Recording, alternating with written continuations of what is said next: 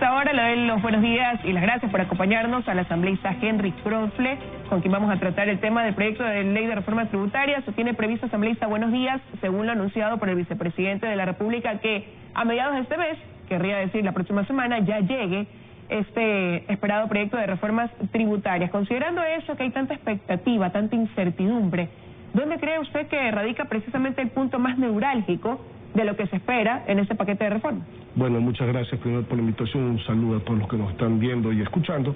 Yo creo que tiene que tener conceptos muy claros esta ley de fomento productivo, que conlleva también reformas tributarias, porque lo que se requiere en el país, número uno, es generar empleo.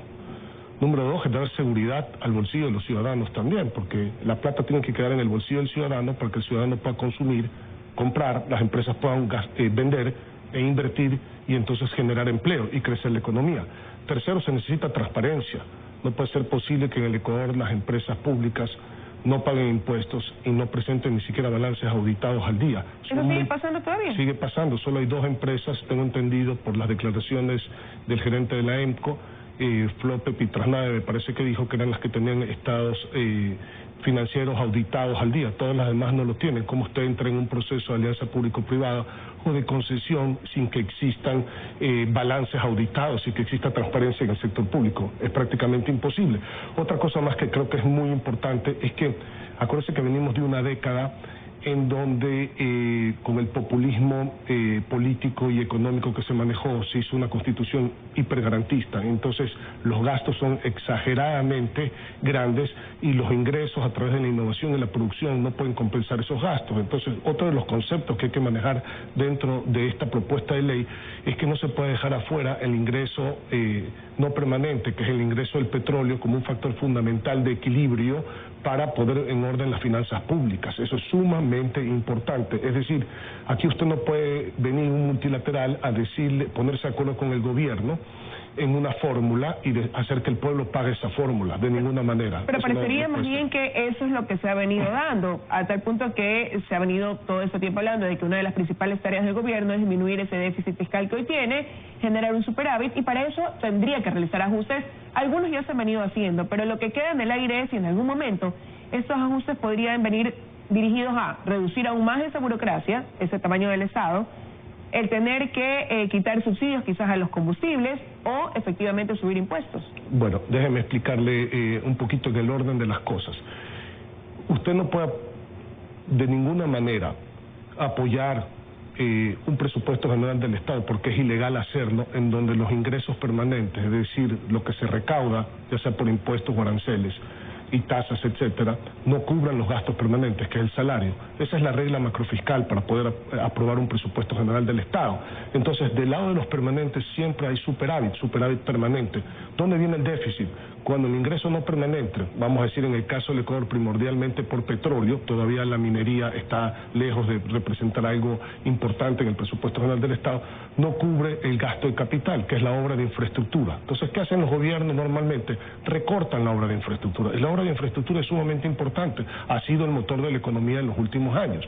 Aquí lo que se necesita es ir a alianzas público-privadas y a concesiones para que sea el sector privado con su dinero, en conjunto con la regulación del gobierno, el que haga la obra de infraestructura, y por el otro lado, incrementar el recurso petrolero, es decir, el ingreso no permanente, a través de la concesión de los pozos petroleros actuales que demandan inversión para poder subir en volumen y hacer las nuevas rondas petroleras, más allá de que la minería es un tema de mediano y largo plazo. Ahí es donde hay que trabajar principalmente. No digo con esto que no hay que reducir el gasto hay que reducirlo, porque usted cuando ve que hay más abogados, por ejemplo, en el Ministerio de Salud que en la Procuraduría General del Estado, o que hay más economistas, por ejemplo, en el Ministerio de Educación, que en el Ministerio de Economía y Finanzas, hay un problema de sobregastos en el gobierno. Hay que reducir los gastos dramáticamente, pero hay que reducir también los impuestos para dinamizar la economía.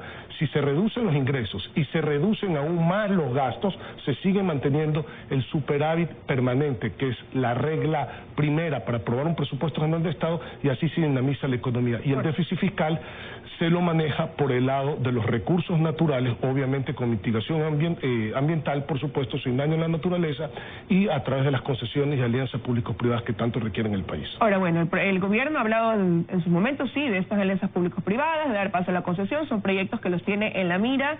Hay algunos, de hecho, concursos ya en camino para dar paso a concesión de algunas empresas públicas. Pero se habla de reducir impuestos. Pero por otro lado, entonces, ¿cómo eso va de la mano con el cumplimiento que habría que hacer con organismos multilaterales como el Fondo Monetario Internacional, que habla de aumentar la recaudación tributaria, incluso fijando una cifra de 1.500 millones de dólares, algo difícil de lograr para muchos si no es a través de la subida de impuestos? Y ahí es cuando surge este tema de la preocupación de que si podría subirse el IVA, por ejemplo, en algunos puntos. De ninguna manera nosotros vamos a apoyar como bloque legislativo el alza de impuestos, ya sean directos o indirectos encubiertos. Y le voy a explicar por qué. Porque una cosa es aumentar la recaudación tributaria y otra cosa es aumentar impuestos. Usted, si aumenta impuestos, primero el pueblo está anémico, está flaco, está raquítico y el gobierno sigue obeso. Entonces usted no le puede seguir pasando una cuenta al pueblo, extrayéndole sangre cuando tiene anemia para dársela al gobierno cuando está con alto colesterol y grasas. Eso no puede hacer usted de ninguna manera, porque eso lo que hace es bajar la economía, reducir la economía, que ya hay proyecciones justamente que la economía se va a reducir, y si se reduce la economía, se reduce las ventas, porque la economía es consumo, son transacciones, y al reducir las ventas no va a tener mayor recaudación. Ese es el grave error en este enfoque, creer que hay que trabajar del lado de la exacción al pueblo y no a través de lo que puede obtener el Estado con sus recursos naturales mitigando el daño ambiental. En este caso el petróleo es lo primero, y ahí es donde se tienen que tener las concesiones, como le digo, para que pueda entrar el sector privado a dinamizar ese sector de la economía que no puede dejarse a un lado cuando existen las distorsiones que se vienen acarreando. En el proyecto de ley van a venir cosas, entiendo yo, como modificaciones al Código Orgánico de las Finanzas Públicas para que las empresas públicas paguen impuestos y presenten balances. En el Código Orgánico Monetario y Financiero también permitir, por ejemplo, que se abran cuentas extranjeros, no procurar que exista mayor inversión bancaria. En los temas de fomento productivo, por ejemplo, quitar absolutamente todas las trabas a la inversión, dinamizar el mercado de valores, que hoy una transacción conlleva en el mercado de valores impuesto a la renta cada vez que se genera una utilidad. Dinamizar y simplificar el tema de las alianzas público-privadas. En la reforma laboral, por supuesto, permitir la jornada parcial de trabajo con todas las cargas legales y sociales que conlleva esa proporcionalidad.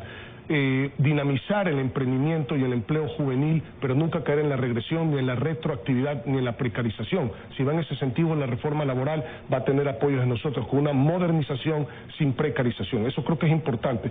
Y en las reformas tributarias, como le digo, focalizar subsidios sí, pero esos subsidios mantenerlos, por ejemplo, para el sector exportador, para atracción de divisas, mantenerlo en temas de educación, porque la educación usted sabe que es uno de los pilares fundamentales para que el país pueda progresar como algo de arreglo de tronco y no de ramas en el Ecuador.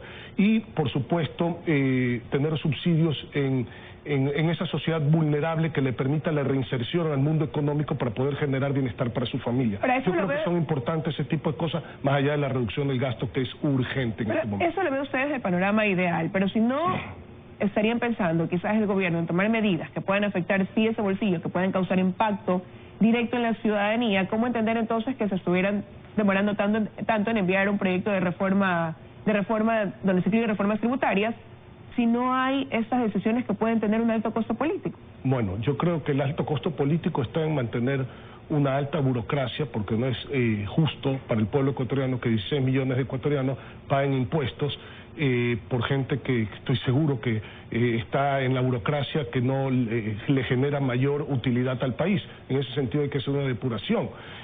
No quiere decir que si existen más médicos va a haber más medicina, no quiere decir que si existen más profesores va a haber más educación en el Ecuador. Yo creo que eso lo tenemos que tener absolutamente claro, porque ahí está una de las falencias en el concepto que se maneja, digamos, a la luz pública. Pero vuelvo y le repito, yo creo que el país necesita un baño de transparencia, un baño de verdad, se necesita inversión nacional y extranjera de manera urgente, se necesita tener los recursos naturales a la disposición del pueblo, no enterrados en el país, pero por supuesto, yo también soy ecologista y lo digo con absoluta claridad.